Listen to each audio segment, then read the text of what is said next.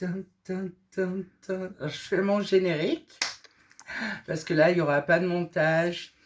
Bonjour tout le monde. Aujourd'hui, je sais, on dirait Rebecca Deleuze pour ceux qui ont la référence. Aujourd'hui, je voudrais aborder avec vous le couple Fourniret-Olivier. Michel Fourniret, Monique Olivier. Parce que même si celui qui a commis les meurtres est Michel Fourniret, Monique Olivier n'est pas une oie blanche. Et on va en parler au niveau psychopathologie, au niveau psychanalyse, parce qu'il est important de remettre les choses dans leur contexte.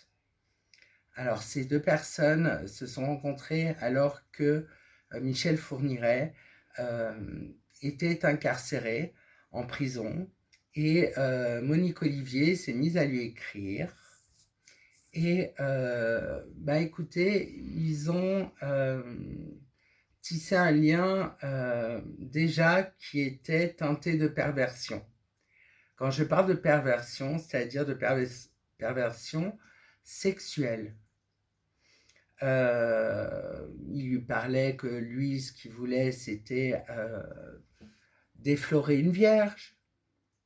Donc, on a déjà chez lui une fixation au stade sadique génital.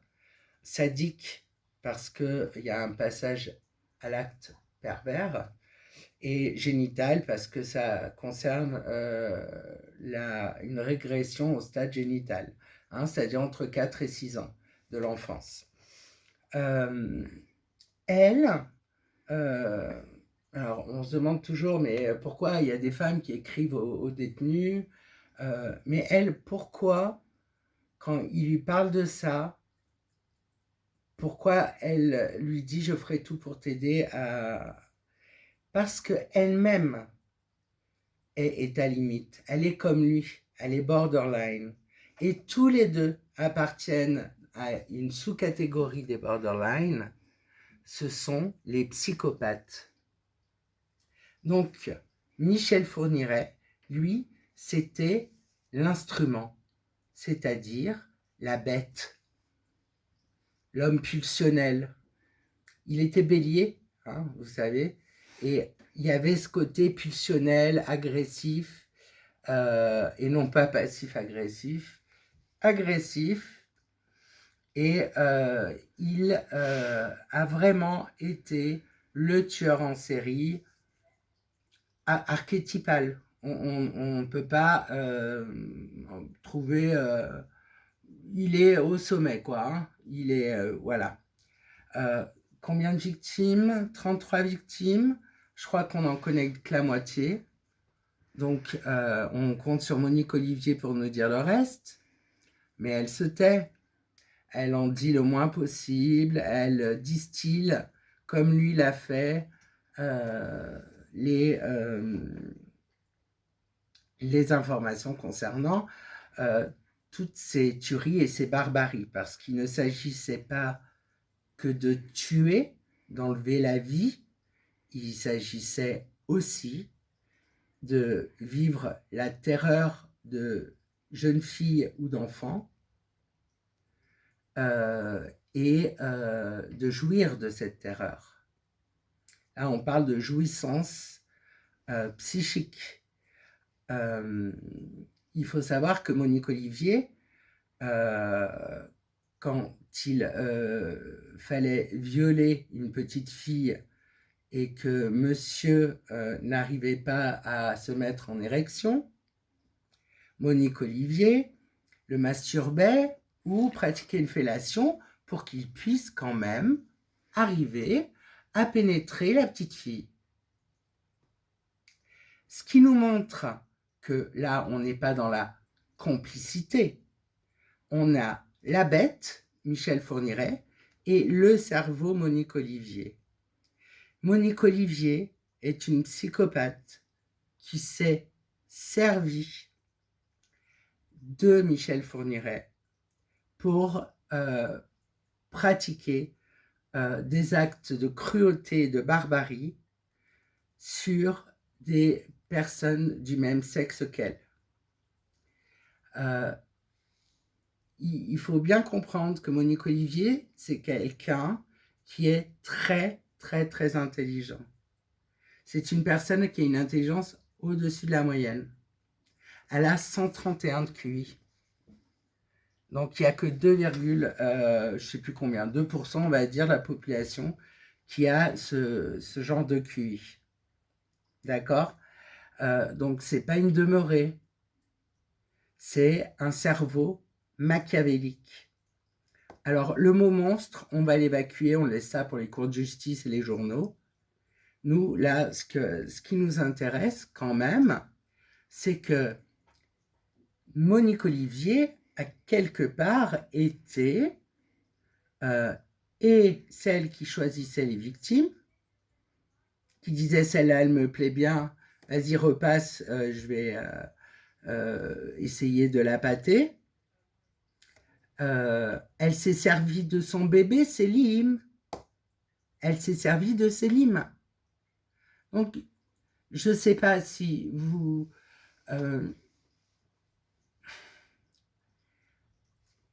comment peut-on se servir de du fruit de sa chair pour faire ça? Écoutez, à chaque fois qu'une jeune fille ou qu'une petite fille était tuée, Monique Olivier et Michel Fourniret, après ça, s'envoyaient en l'air. Donc la jouissance psychique et sexuelle. On fait la fête, quoi. Et puis, à la première fois qu'il y a eu la fête, eh ben, elle est tombée enceinte du petit Selim. Petit Selim qui a grandi comme appât, hein, pour appâter les victimes, les proies.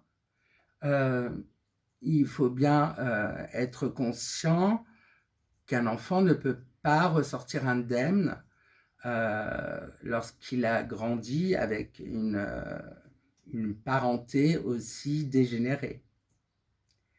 Quand je dis dégénéré, ça ne veut pas dire fou, hein. Ça veut dire déviant. Une parenté déviante qui l'a conduit à l'âge adulte, je crois que c'était il y a 2 ans ou 1 an et demi, à être mise en garde à vue pour tentative de viol sur une jeune fille. Donc, oui, bah, on n'est pas étonné. On n'est pas étonné. C'est malheureux. C'est malheureux parce qu'il est à la fois une victime de tout ça, ce gamin. Enfin, ce gamin qui maintenant a une bonne trentaine, je crois. Je ne sais plus quel âge il a. Mais non, il a plus, il a 40 ans bientôt. Oui. Bientôt 40.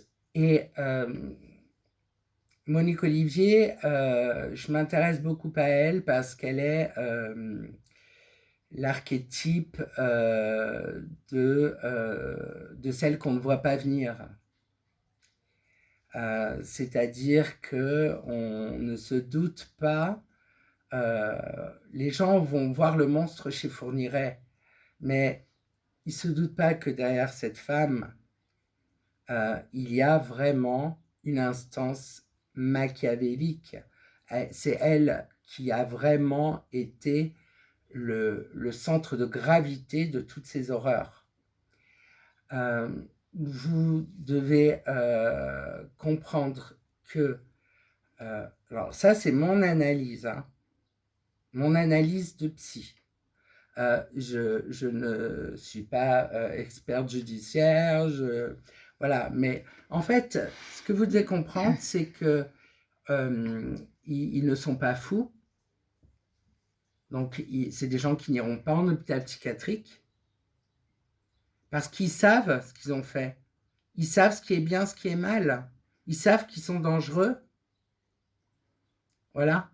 Donc, ils sont en prison. Lui, il est mort en prison. Elle mourra en prison.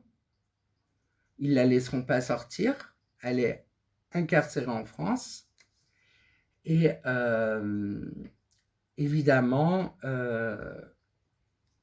ce sont des gens qui, lors des rencontres avec des experts psychologues et des experts psychiatres, n'ont pas eu d'élaboration. Alors, l'élaboration dans une consultation thérapeutique, c'est-à-dire des gens qui développent, qui élaborent, qui font des associations d'idées, qui... Non, ce sont des gens assez mutiques qui distillent vraiment les informations, ils vous en donnent une et après ils ne parlent plus pendant 3 heures. Ce sont des gens qui ne ressentent aucun affect. Ça ne leur fait pas de peine d'avoir enlevé la vie à des enfants et des jeunes filles. La petite Maëlys, mais ça ne les touche pas en fait. La peine des autres ne les concerne pas. Ils sont d'une froideur implacable. Ils sont faits comme ça. Moi, je ne veux pas qu'on trouve d'excuses à ces gens. Je voulais juste que vous essayiez de mieux comprendre pourquoi il s'est passé ça avec ces deux êtres lorsqu'ils se sont rencontrés après que Michel Fourniret soit sorti la première fois de prison. Pourquoi ce duo s'est accroché comme ça et qu'ils ont créé un personnage diabolique. C'est la fusion de ces deux personnages qui a créé le monstre, comme on dirait dans le langage courant, même si je déteste ce mot, mais vous comprenez? Voilà. Donc, je ne vous mets pas de référence de livre parce que là, c'est mon analyse perso. J'espère que ça vous aura un peu éclairé sur cette histoire qui continue à nous hanter.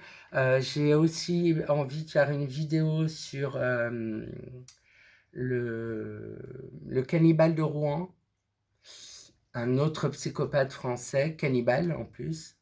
Donc, je vous la ferai soit quand je serai rentrée à la maison, soit d'ici.